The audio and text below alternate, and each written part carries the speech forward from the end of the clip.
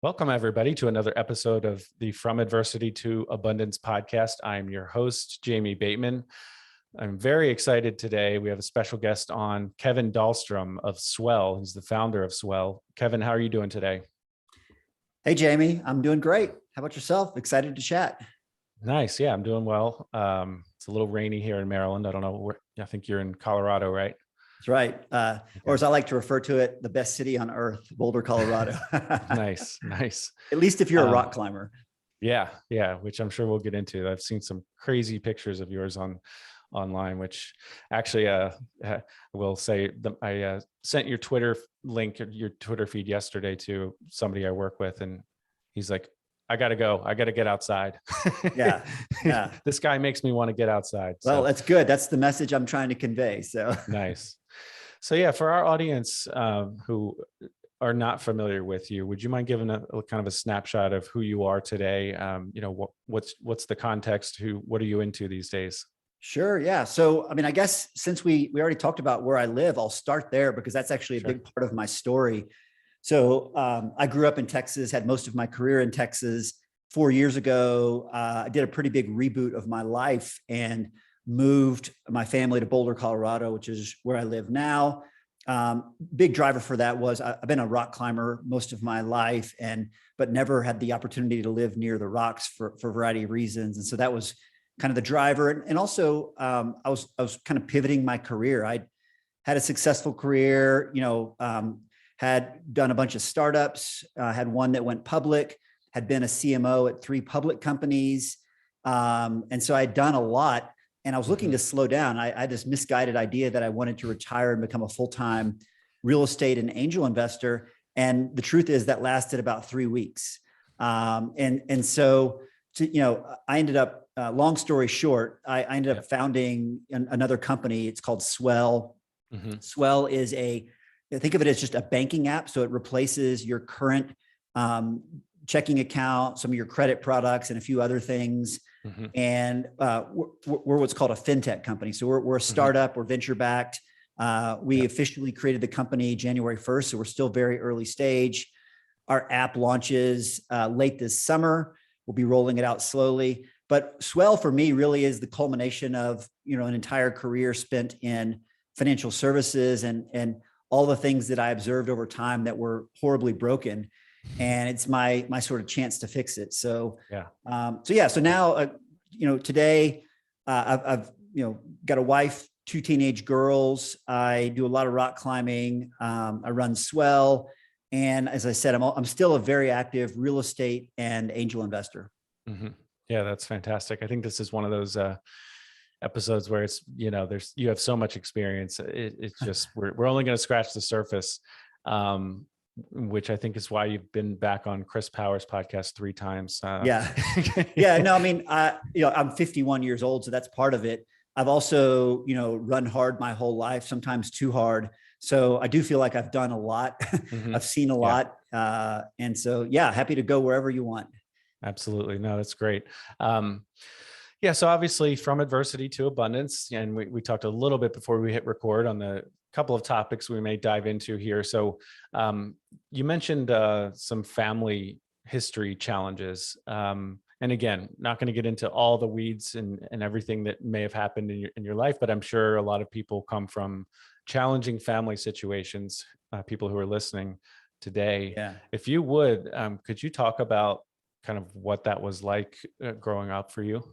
Yeah. And as I mentioned before we started recording, I've actually had, now that I think about it, 3 sort of major adversities in my life, and they came widely spaced. So the first one, which I'll talk about first, as you asked, is kind of my family upbringing.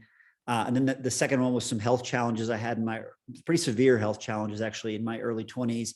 And then in my mid 40s, I had, I guess, what you would call a midlife crisis, which is when I did the big reboot. I kind of realized I was headed down the wrong path career-wise.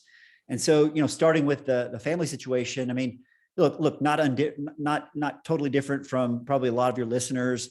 I had a bit of a dysfunctional childhood, grew up in a small town in Texas.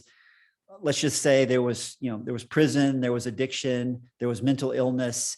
And so my escape basically was I made good grades. I was a pretty smart kid.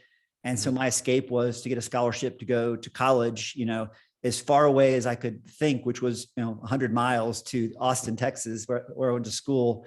And, I often, there's a quote I heard one time from Oprah Winfrey. She said, "Turn your wounds into weapons." And I feel like that's kind of the story of my life is, you take these wounds, and I certainly wouldn't change anything at this point, because I feel like, it's kind of cliche to say, but it sort of made me who I am.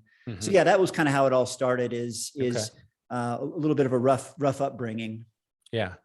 Now, I mean, we've had a bunch of guests on who have, looked at I've never heard it framed that way on the show yet, but that's really good. But taken their adversity and looked at it as a positive or a strength, a force that they can use. I'm curious with the family situation, how long, obviously you're not celebrating that at the time, especially, if you're younger and you're less mature as far as, mental maturity, right? What was that process like from a mental standpoint, as far as interpreting the rough conditions to be used for your advantage? How did that process work mentally? Yeah, well, and by the way, I'm not going to represent at all that this is the right way to deal with issues like this. I probably could have used some help and some wisdom, but the way I dealt with it was to compartmentalize. I sort of, frankly, crammed all that stuff deep down inside for, the next 20 years, put my head down, and just was determined that wasn't the path that I was going to take. And so it was for me, that phase of my life was, probably more than anything, was just motivation to, do really well in school, get a good job. And frankly, to the extreme, probably, one of the challenges I've had all of my life, and I'm getting better at it, is, stopping and smelling the roses. Like, honestly, it sounds hard to believe, but, I mentioned that I'm 51 years old. Only recently, in the past year, have I been able to kind of look around and go, wow, look at all this cool stuff I've built. Honestly, and it sounds crazy, but I've never been one to kind of stop and smell the roses, or even pay attention to the progress. It was always like, what's next? What's the next thing? What's the next thing? Sure. Gotcha. Yeah, that makes sense. And I mean, personally, I just don't really believe in retirement in the traditional sense. I mean, everyone's situation is different, so I'm not judging anyone who's retired. That's not the point. But I'm like you. I'm not that as much of a hard charger probably, but I don't anticipate actually retiring, because I just think you need something. Everyone needs a purpose or something to move toward, and be something. I completely agree. Yeah, it's like I always use the analogy of sharks. If we stop swimming, we suffocate. I've written a lot about this, is like, that's the kind of trap that people fall into, is this idea that, if I can just get to the finish line, I'll be happy. And there is no finish line. The only thing that makes you happy is the challenge. And it's really, success to me looks like being able to control the challenges you undertake. So controlling your time, controlling the challenges you undertake. And, that's that, I mentioned this kind of reboot that I did, and that was really the impetus for it. And now, if you look at my life today, I think I feel I've got a great balance. I mean, I often joke that if you ask my friends, they think I never work. If you ask my family, they think I always work. And so there's probably the truth is somewhere in between, and both are true, but I try to just blend everything together, and I don't plan on changing anything for the rest of my life. Nice. Yeah, that sounds great. That's a good way to live.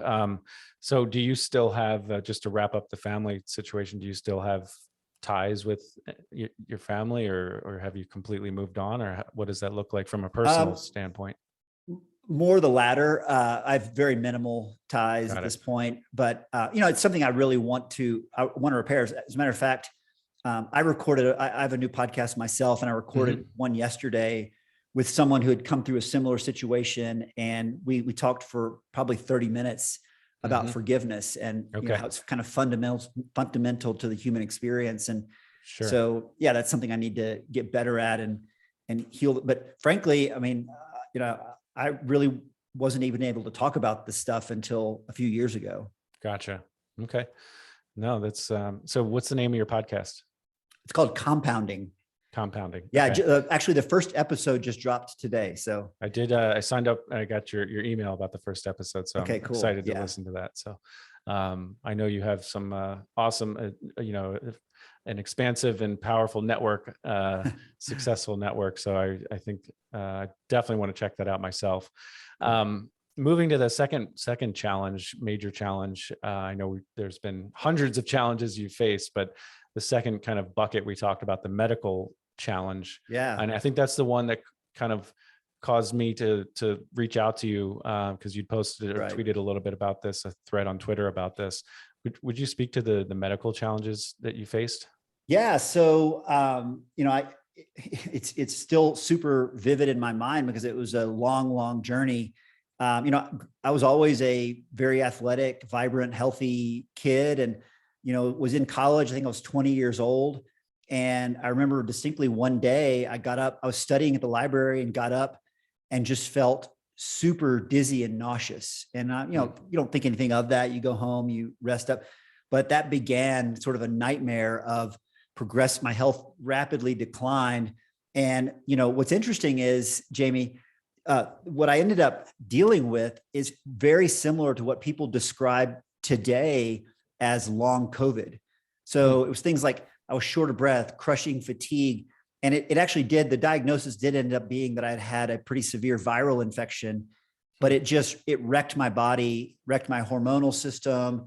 I was having, anxiety and panic attack. It was bad. Like I was essentially bedridden for a good period of time, had to drop out of school for a while. So it was rough. And the truth is, I was getting no answers from medicine. And so I kind of took matters into my own hands. And over time, again, back to this idea of turning your wounds into weapons or finding silver linings. The tweet that you're referring to, the thread that you're referring to was sort of my journey. And what I learned along the way was, I was doing it all wrong anyway. And I actually had the opportunity not only to recover my health, but to become even healthier than I would have been otherwise. So that was a huge opportunity, a huge breakthrough for me. And I was able to do it. I mean, so I consider myself today to be, I got completely cured and I consider myself to be, exceptionally healthy. Yeah.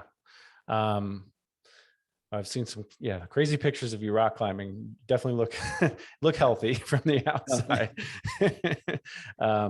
That's my formal doctor opinion from across over the. Well, I always figure like if rock climbing has grades, so you know how difficult you're climbing, and there's a certain grade like around 513 where it starts to become like an elite level of climbing. And I literally have always thought to myself, like, as long as I can climb 513, there's probably nothing majorly wrong with me. Like, right. Some things have to be working right to be able to climb at a certain level. And so there is something to that. So and you had to drop out of school for a short period, or how long? Well, I dropped out for a semester, but sort of limped across the finish line in a very, ill state. Gotcha. And even in my early career, but it took about 10 years, but slowly I regained my health bit by bit. But it was rough for a while. So, I mean, and the reason I brought the school up again is because you said school was kind of your ticket out so it's almost two problems in one. If you don't get that degree, then what? But so over 10 years, and just curious, like, what did you determine?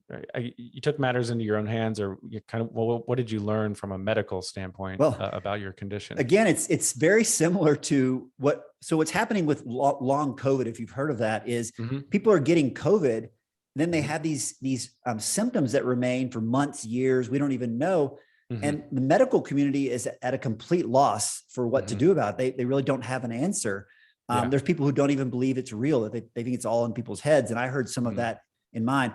In my case, I had a really tough bout with Epstein-Barr virus, which is the virus behind mono, if you've heard of that.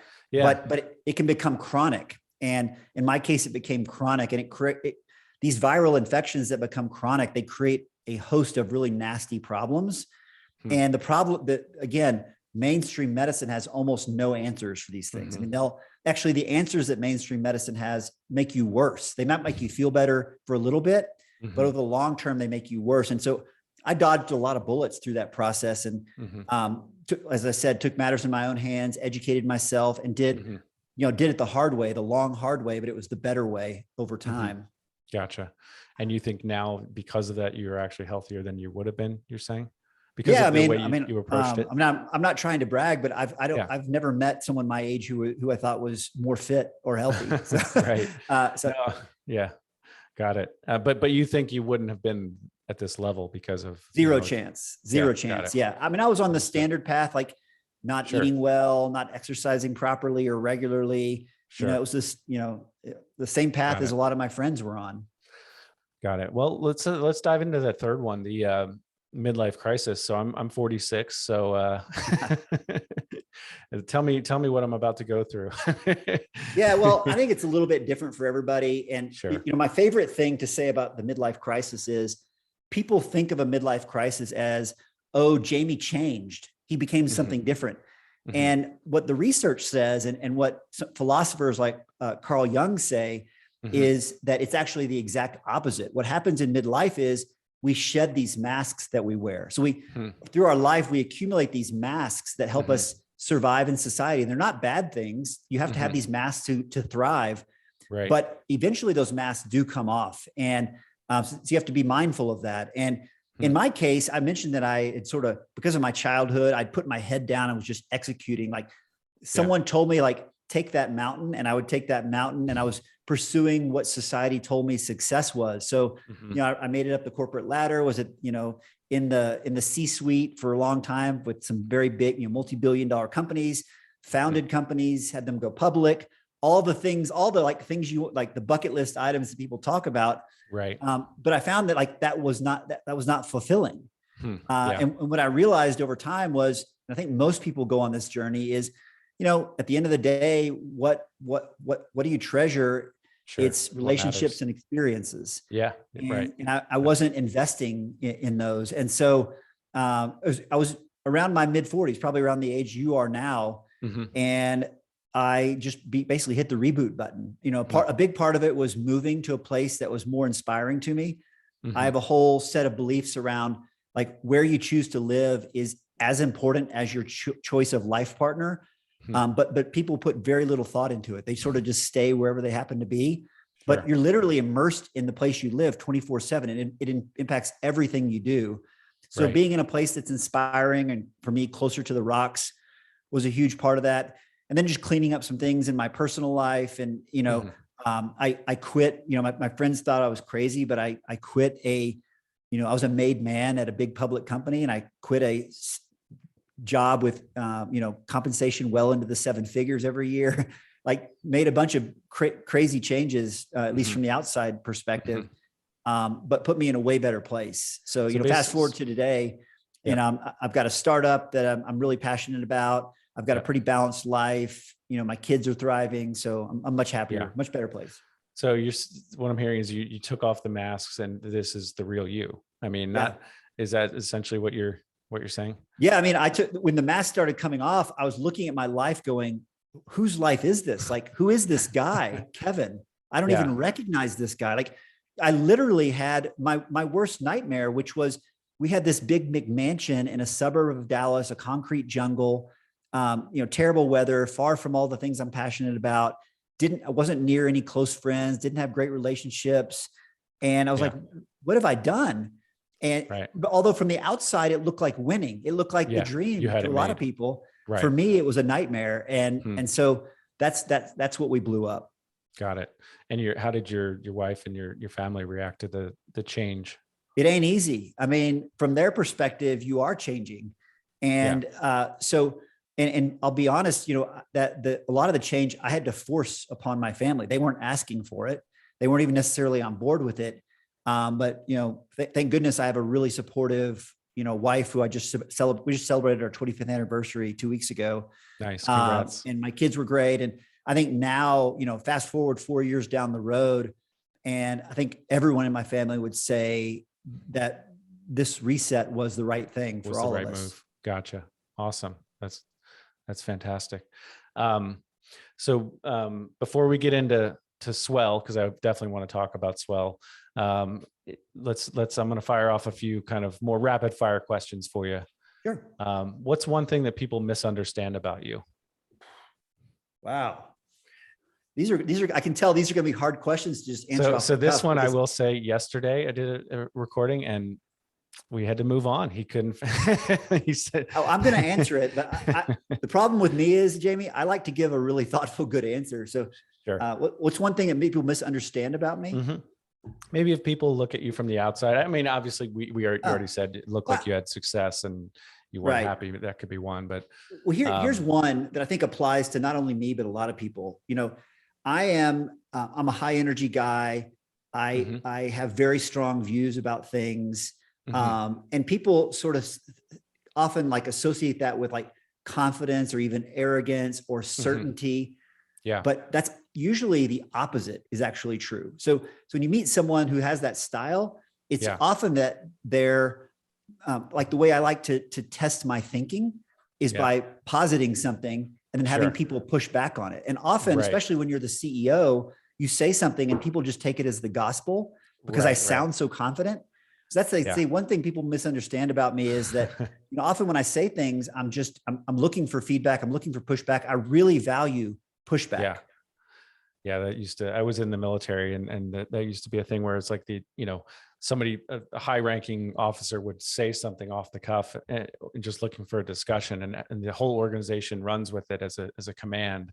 It's like, no, he or she didn't even mean that as an order. It's just a discussion point. It sounds like you're passionate. It's passion and you're open to debate. Yeah. I mean, my style is, strong opinions loosely held is, and not everyone knows how to work with people who operate that way. Sure. What would you say is one of your biggest failures and what have you learned from that experience? I've been asked this question. A lot of people ask this question, and the truth is, it's very hard for me to answer that one because I am such an optimist. I am a like DNA is wired to be an optimist. So I've got plenty of failures in my life objectively, but I just never have chosen to look at it that way. But I, in the spirit of giving an answer, I would say, one failure has definitely been like not repairing some of my relationships with my family from my childhood. I to this day still compartmentalize some of that and sort of segment my life accordingly. And then of course, like anybody who's had a lot of at-bats in business, I've been involved in starting at least half a dozen companies and no one bats 1,000. So I've had some spectacular failures, but again, at the time it felt pretty miserable, but in retrospect, that's where all the learning happens. Sure. So yeah, I mean, I guess, everybody's got failures, but I think there is something to this idea of like, if you're going to play the long game, you choose to view those as, speed bumps. Now, clearly, if you have repeated failures, you got to sort of reevaluate. Yeah, if there's a pattern there, you might want to do some analysis and adjust your what you're doing. And I guess I was lucky that I was pretty good at making course corrections. When I got my teeth kicked in, I learned to like move my head a little bit. Right. That makes sense. I think that's one of the hardest things to figure out in business and in life is when am I quitting? When is this viewed as quitting versus just changing course or taking feedback and, still moving forward, but maybe in a slightly different way or different path. If you could go back and give your 18-year-old self some advice, what would it be? 100%. This is an easy one. Okay. Real estate, 2 words. Oh my gosh. I didn't understand the whole real estate world until I was in my, I guess, early 40s. No, maybe a little late 30s, early 40s, like 10 or so years ago. And the good news is that was incredible timing to start investing in multifamily and some of the categories I invested in or some of the asset classes. Yeah. But gosh, honestly, if I had known how the whole real estate world works and with my mind for finance, I might've gone down that path and made that a career. Got it. Yeah, you mentioned that before we hit record, as far as the investment, some of the investments you're in. You said you've been an LP in numerous deals. Can you speak to that a little bit more? Yeah, so I've been doing real estate investing as an LP exclusively. I've considered doing my own deals for a while, and it never made sense to me. Just I've done so well as an LP Sure. But yeah, I do. I'd say I've done probably 30 real estate investments as an LP. Probably 80% of that is multifamily. I'm still huge on that asset class. Sure. I've done some industrial and dabbled in like a few other tiny amounts in other asset classes. But yeah, I enjoy it. It's done, those investments have crushed it. Yeah, absolutely. Like everybody else over the past 10 years. Yeah. I'm curious how, like for the listeners out there who either are on either side of that fence, meaning they're GPs or LPs, they're either the operator or they're going out and finding passive investors. Yeah. How did you connect with those operators or the general partners? Yeah. Is it just through your network? Yeah. This will be a good segue into Swell, because that's one of the problems we're trying to solve. So there's some big problems with all private equity investment, and real estate is one type of private equity investing. One is just, it's a incredibly fragmented, opaque market.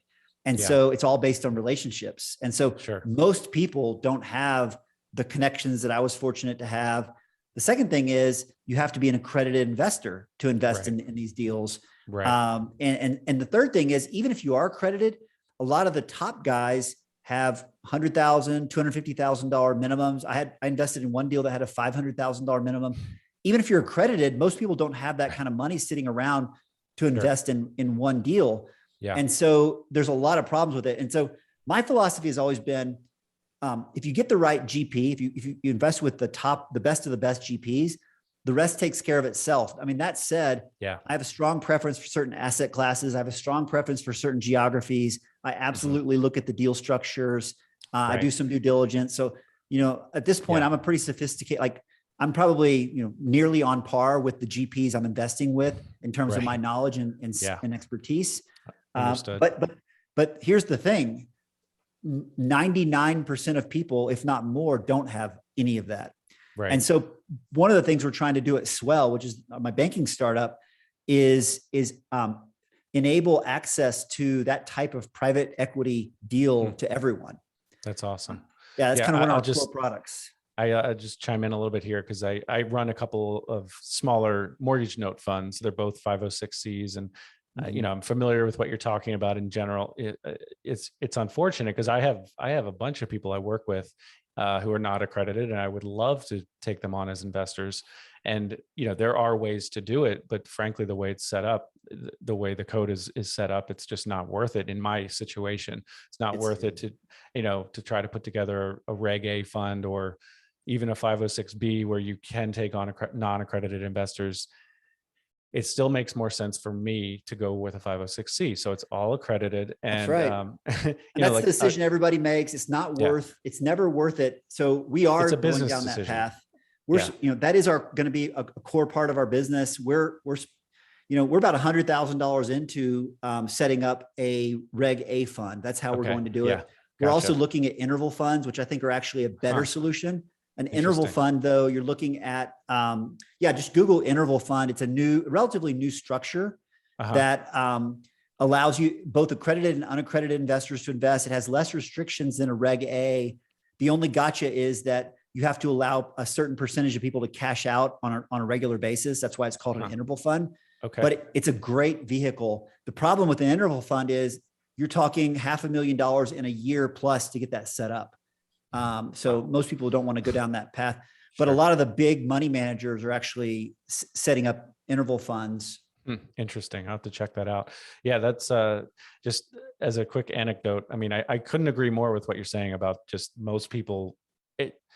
Look, life's never going to be 100% fair, right? So, but at the same time, it's just not fair that these opportunities are not presented to the average person. My brother, for example, he works at a credit union. He's been a mortgage broker for many years. He's very familiar with real estate and finance. And I'll just throw him under the bus here. He's not accredited, right? But he's frustrated because it's like he knows more than like you probably knows more than a lot of the operators do. As far as what it is, deals. It's economic paternalism. So in many areas of finance, you have politicians who actually don't know anything about finance who are saying, we know better what's good for you than you do. And the biggest joke is that your brother, is it your brother or brother-in-law? Yeah, my brother. Your brother. Your brother can't invest in a rock solid real estate deal, but he can go buy as much crypto as he wants.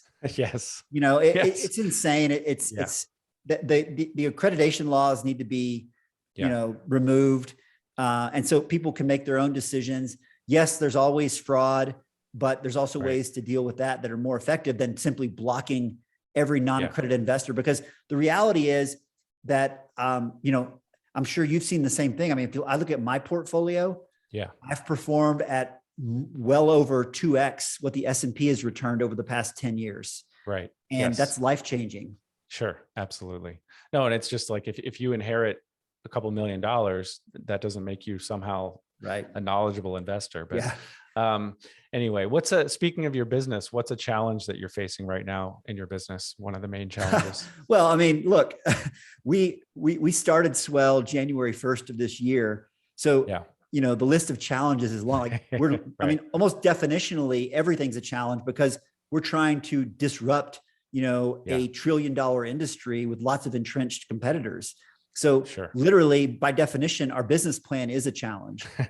So what are you going to do after this podcast? What challenge are you going to tackle immediately after this? I'm actually right after this, I'm going to, on a recruiting meeting, I'm meeting with a software engineer at a coffee shop here. Okay.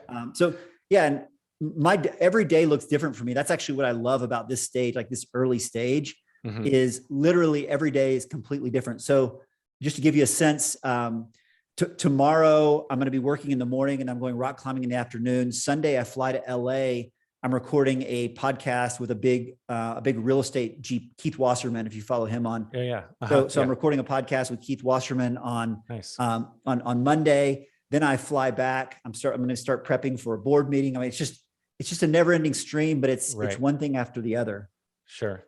So, now just so that you've already spoken to this a good bit, but what does Swell look like for the average person? Not right now, but the end goal. Yeah. So why does it matter? So, you know, look, there's 3 components to Swell. There's Swell Cash, which is the checking account, Swell Credit, which is the line of credit that works similarly to credit cards.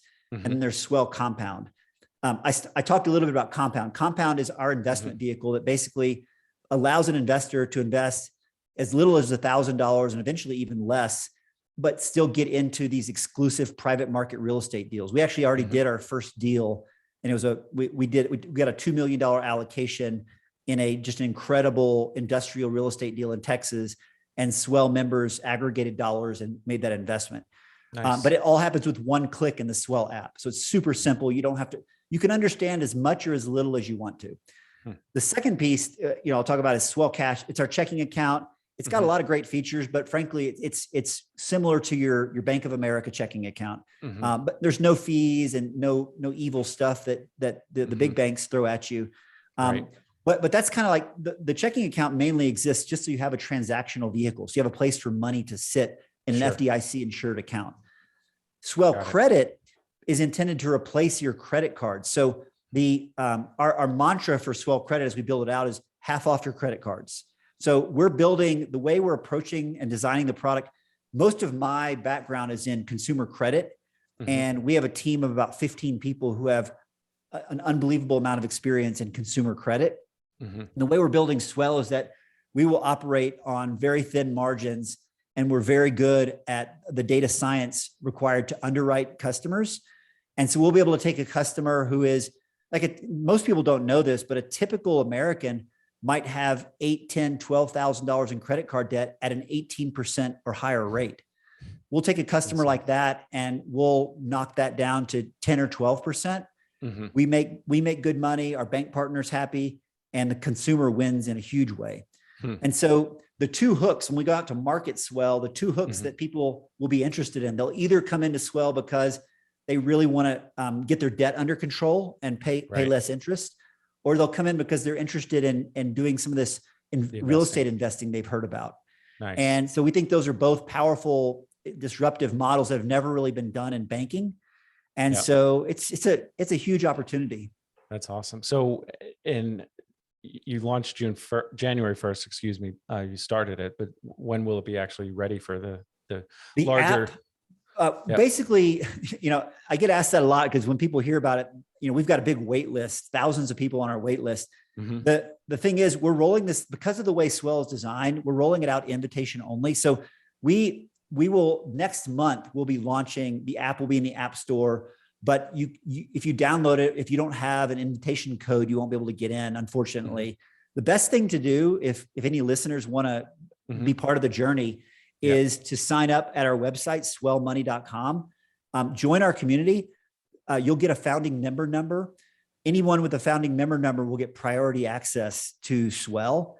And there's a ton of benefits that come with it. You can't, but after we launch publicly next month, there will be no more founding member numbers. So I would encourage everybody to go sign up today. Awesome. I did that yesterday. So I guess I got in close to the last minute. Yeah. So on Swell, why hasn't anybody done this before? Well, look, the banking's a very good business. I mean, if you look at the top 4 banks alone, this is blow your mind. The top 4 banks alone. Let me try it. So is that Chase, Bank of America? Who are the other? Wells Fargo, okay. JP Morgan. Yeah. Got it. JP Morgan Chase is one, Bank of America, Wells Fargo. It's fine. And I can't remember the fourth, but fine. the four, just those 4 last year in profit, not revenue, $120 billion in profit. That's insane. And they represent roughly half of the consumer banking market. Yet if you do consumer surveys, nobody loves their bank. They hate their banks. Everybody hates their bank. And so you would wonder, like, why haven't these guys innovated more? The reality is they haven't had to. Their technology is horrible. They provide terrible service. They've got a great business and they've been the only game in town. What's happening with this fintech revolution is, and we're in the earliest stages, like we're in like the first minute of the first inning. Companies like Swell are going to start focusing on very specific customer segments. So we're not trying to build Swell for everybody. Our customer is what we call a striver. It's a very specific psychographic of a type of person. You see a lot of them on Twitter who aren't wealthy. They're probably not accredited, but they have good jobs and they really want to get ahead. They actually are willing to do work to get ahead. And it's a very specific type of person that we've really kind of wrapped our arms around. But that's tens of millions of people in the US. Interesting. Yeah, I work with, we do mortgage notes and dealing with different borrowers. And I don't deal with them directly usually, but that's one of the hardest things in my industry is figuring out who, because you can lead a horse to water, but you can't make it drink. Right. And it's like, there has to be that on that borrower side or that individual side, something trust me, I come from lending. I'm huge on personal responsibility. That's why I love our customers so much. I love these strivers because they always do the right thing. Right. They're smart enough to know how to do the right thing, but they're not finance geeks like me. And so they just need a little bit of help. Sure. Absolutely. No, that's fantastic. I love it. As we start to move toward wrapping up here, what is a book or two that you'd recommend for my audience? Yeah, I'll tell you the one I'm reading right now and why. So I'm reading a book called Anna, which is the biography of Anna Wintour, the longtime editor-in-chief of Vogue magazine. Okay. And you might say, well, what the heck does that have to do with anything in your life, Kevin? but what I would tell your listeners is I love reading biographies of anyone on the extreme. So, extreme athletes like Lance Armstrong, extreme business people like Steve Jobs or Anna Wintour, because I think you learn from people on the extremes. And honestly, I'm not trying to plug my podcast, but my podcast, that's the entire thesis of my podcast is I'm using my network to meet with people who are literally the best in their fields. Right. Not because we want to emulate everything they do, but we want to learn some of the secrets that we can apply in our life. Sure. And so we learn from people who are out on the extremes. Yeah, absolutely. I think the podcast is a great way to go. What was there a moment that when you decided to start a podcast? Because you just launched it, right? I was joking to I got this, my producer, Johnny. Yeah, Johnny. And I was joking to him that honestly, it's an excuse to fly around the country and meet with rad people. That's awesome. Because one thing we're doing that's kind of interesting is I'm not doing any through Zoom. So I'm going, like, that's why I'm going to LA on Sundays, because I'm going to do every single podcast in person. Because I think there's a certain magic that happens. In fact, most of them, I'm doing them in the person's home. And there's a certain, it's a different vibe when you're sitting in someone's home with them. Yeah, absolutely. Well, if you want to have me out to Boulder, I'll happily. I'm just joking. I couldn't agree more. That's really good. But in general, the podcast is fantastic. I've learned so much by doing a podcast, and just directly from the guest. But then, in many ways it benefits me and many other people, and that's the whole. It's a selfish endeavor, and that's what people don't understand. It is. Like, I mean, but it's both. I mean, I do want to add value to the listeners, but it absolutely adds value to me personally. And hopefully you get something out of it as well. Well, they always say that the best way to learn something is to teach it. So what I get out of doing podcasts like this is it makes me get my stuff together. Like when you ask a question, I get, you get better over time at articulating things more clearly. So it's like sharpening the knife a little bit, Absolutely. So on your show, are you going to have, I know you said experts and extreme, producers, or but is there a specific niche industry or no? That's the beauty of it. Okay. I met my first episode, which dropped today, is with a guy who's a serial entrepreneur and high stakes poker player. My second episode is with the most famous person in the advertising industry, an icon. My third episode is with a guy that runs a multi-billion-dollar real estate fund. The next one is with professional athletes. Nice. So it runs the gamut, because what we're looking for is like, what are the secrets you've learned about life? And what's funny though, Jamie, is honestly, the industry doesn't matter. Like the lessons people learned, I've already seen this. The lessons people have learned are all the same. Yeah. And just with regard to my podcast, I was co-hosting the Good Deeds Note Investing podcast. It was great. I loved it. And it's a very niche space. And at the end of the day, there's only so many people that really want to get into the weeds on, mortgage note investing, who, like, if you really want to go down the path of a specific foreclosure law in this county in North Carolina, you're immediately narrowing your listener base. And those were great. But the episodes that I really liked were where we had guests on who were slightly outside of that niche space. But like what you're saying applies. The principles still apply across all industries. I'll tell you a funny story. And I can geek out on this stuff, but so the guest I had yesterday is, the most celebrated, decorated, accomplished person in the advertising industry that's a living human. Right. But what he loved about the conversation yesterday was, after I introduced him, the last line of my introduction was, but we're not going to talk about any of that. We literally talked about none of his accomplishments. Yeah. What we talked about was his life. Like, what have you learned? You've done all this cool stuff. Right. What have you learned through all of that? And I will tell you, I think this podcast is going to open a lot of eyes when it comes out, the second one, because it went off the deep end in a huge way. Really? Oh yeah. So can you say who it was? It's going to come out soon. I'm going to keep that a secret for now. All right. Fair enough. No, I couldn't agree more. With my show, I'm trying to make sure I highlight enough of the successes and adversity, frankly, to kind of lure people in, because if you're just an average guy, nobody cares. Right. Yeah. But at the end of the day, it's those other things that are so valuable, the lessons. And absolutely. Well, and I think your the basis for your show is a good one, because ultimately that is where all the learnings happen is through the struggles. Right. In fact, one of the questions I ask in all of my interviews is I always ask about failure, the same question you asked about, and like, how did that shape who you are today? Sure. All right. What's one question you wish I'd asked, but I haven't asked? Man, you like to give these like stumpers. Don't worry. We're almost wrapped up here. Well, you didn't ask anything about rock climbing, probably because you don't know a lot about it. Yeah, let's talk about that. I don't know a lot about it. I've gone one time indoors. It was fun. There were guys over there doing the boulder thing. I really know almost nothing. Yeah. Well, I'll do my quick plug for rock climbing and why I love it, and then we can wrap up. But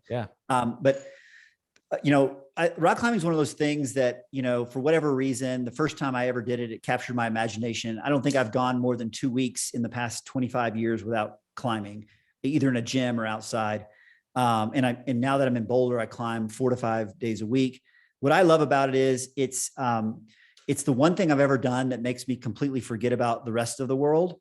But also, I am heavily biased toward it. In some ways, it's the king of fitness modes, because there's no other activity that combines power, strength, endurance, balance, coordination, all the different elements. Like, I've listed them out before. There's like 10 different. Literally, there's no other sport that combines them that way. Yeah. And it also takes you to these amazing places. So there's like nothing not to like about it.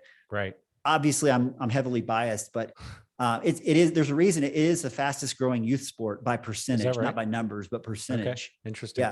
Yeah. When you were talking about, gymnastics is obviously a good one. Is but that's almost cheating because it's like so many different events in one. Yeah. As far as the elements of fitness, there are a lot there, I think.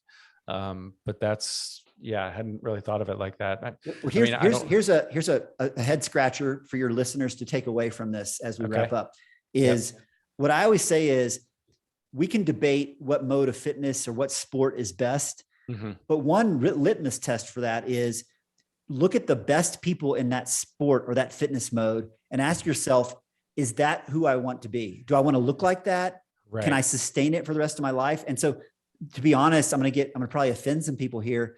That's my issue with CrossFit. CrossFit was a big rage, but you look at the top CrossFit athletes, that's not what most people want to look like. And frankly, it's not sustainable for a lifetime. Right. On the flip side, you look at the top, you look at the top climbers. That's the type of body type most people want, lean and strong and fit. Yeah. And you can climb for life. Yeah, that's really good. Now, a few episodes ago, it's actually not out yet as of today, but I kind of lumped Dave Ramsey and CrossFit together because I said, wow, I kind of blasted them both. And I used to be fans of both of them, to be honest, but I used to do CrossFit, and it's at the end of the day, they don't take into account your personal situation, right? They just, here's the WOD, the workout of the day, go do it, and I feel like Dave Ramsey does the same thing where, he doesn't actually listen. He's just applying blanket advice and he, not that he cares what I have to say. Well, and in both cases, a lot of the advice is just plain bad. It's just bad. Yeah. To be powerlifting, for most people is not the best way to for reps. Under time. That's not a good idea, but awesome. Kevin, I know we have a hard stop. I know you're extremely busy. I really do appreciate you taking the time. And, I'm hoping we can bring you back on at a later date to see, get an update on Swell. I definitely, like I said, I signed up already, so I'm excited to be a part of the movement. I think it's fantastic what you're doing. So, where can our listeners find you online if they'd like to reach out? Yeah, well, first of all, thank you. This has actually been a really enjoyable discussion. Nice. I do a lot of these, and as I was saying before we got on the started recording, there's a spectrum. You did a really good job. I'm easy to find online. I mean, my company's at swellmoney.com, but most people have gotten to know me through my Twitter account, which is @camp4. So it's @CAMP and the number 4 on Twitter. Yeah. DM me. I answer all DMs. So you answered mine. And I do recommend people follow you on Twitter. You do put out some very valuable information and threads, and it's one of my favorite follows on Twitter for sure. So thank you very much. Absolutely. That means a lot to me. And to our listeners out there, we really thank you as well for spending your most valuable resource with us, which is your time. Kevin, thanks a lot. Take care, everyone.